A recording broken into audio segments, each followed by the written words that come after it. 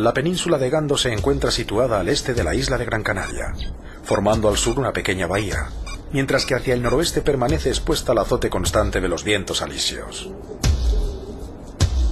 Sobre estas desérticas tierras de origen volcánico, en el entonces páramo de Gando, se presenció el primer aterrizaje. Fue en 1924 y lo protagonizaron 3 aviones Breguet 14.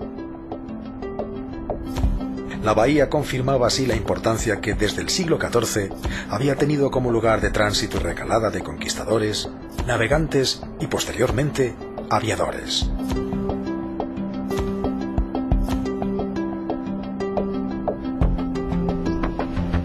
A ello respondió incluso la construcción del Lazareto, obra maestra del ingeniero Juan de León y Castillo, creado en el siglo XIX para prevenir las posibles epidemias que pudieran traer las embarcaciones procedentes de América y África.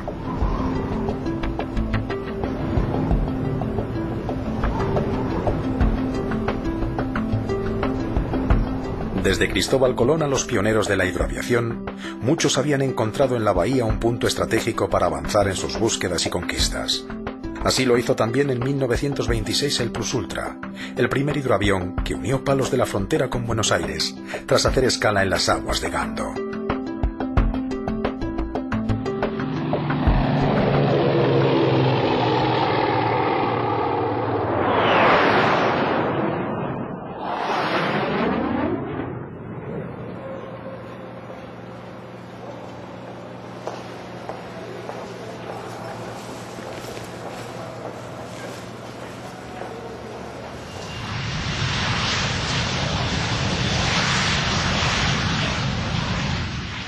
Finalmente, en 1930 se creó el Aeropuerto Civil y 10 años después la actual base aérea, cuya torre de control y otras infraestructuras todavía comparten el Ejército del Aire y AENA.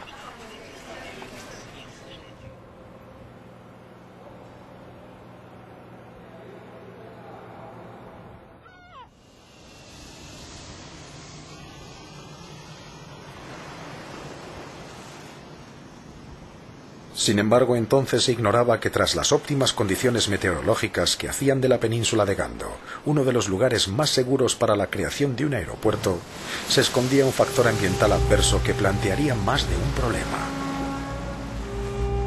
Pronto se descubrió que la arena que los vientos alisios arrastraban tenía un alto poder corrosivo sobre los aviones, vehículos, edificios y todo aquello que estuviera a la intemperie. Tras estudiar el fenómeno, se supo que a la acción corrosiva del salitre marino se añadía la del polvo de las antiguas lavas volcánicas que forman la península, ricas en partículas ferromagnéticas muy corrosivas. El desafío estaba planteado. ¿Cómo evitar la corrosión en un suelo sin árboles, salino y arcilloso, sobre el cual sería muy difícil fijar las dunas y filtrar el viento? En definitiva, cómo disminuir la acción negativa de las arenas ferromagnéticas.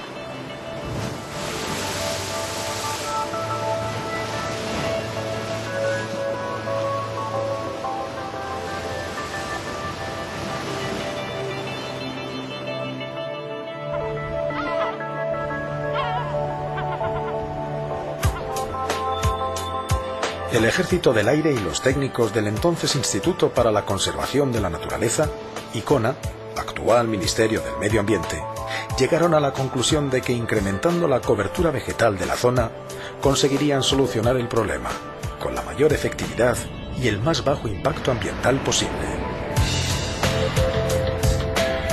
Basándose en las primeras experiencias, que entre 1940 y 1946 el Aeropuerto Civil desarrolló, bajo el impulso de su por entonces director, don Pedro González García, los técnicos del Ejército del Aire y del ICONA decidieron instalar una barrera vegetal que disminuyera el nivel corrosivo de las arenas ferromagnéticas sobre la base.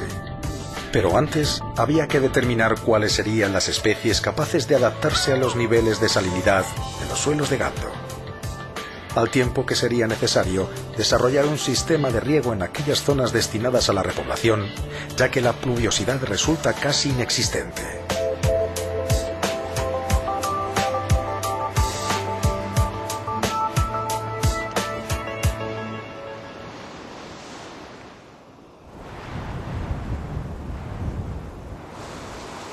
Se optó entonces por 3 especies, que además de filtrar la arena barrida por el viento, son capaces de soportar las condiciones de salinidad del suelo: taraje, Tamaris canariensis; siempreviva de mar, Limonium pectinatum; y casuarina australiana, Casuarina stricta, un árbol de entre 5 y 7 metros de altura, llamado comúnmente pino marino. También se utilizó Limoniastrum, que al igual que el taraje, es una especie autóctona de arbusto bajo, que complementaba en forma de tapiz y pantalla la cobertura vegetal. Estas especies tienen la capacidad de absorber la humedad ambiental a través de sus hojas, dotadas con una pilosidad peculiar que les permite retener entre sus filamentos las partículas microscópicas que los vientos alisios arrastran.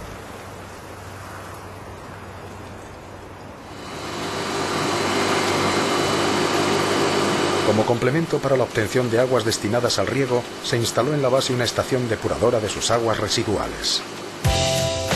En 1981 se realizaron los primeros trabajos a cargo exclusivamente del Ejército del Aire, repoblándose algo más de 6 hectáreas, con lo que muy pronto se pudo comprobar que los niveles de corrosión habían descendido notablemente. Un año más tarde, en 1982, se aprobó el proyecto de repoblación de la base aérea, para poner en marcha el proyecto de adecuación ecológica de Gandro, ADEGA, que contó con la valiosísima contribución técnica y económica del Instituto para la Conservación de la Naturaleza, ICONA, actual Ministerio del Medio Ambiente.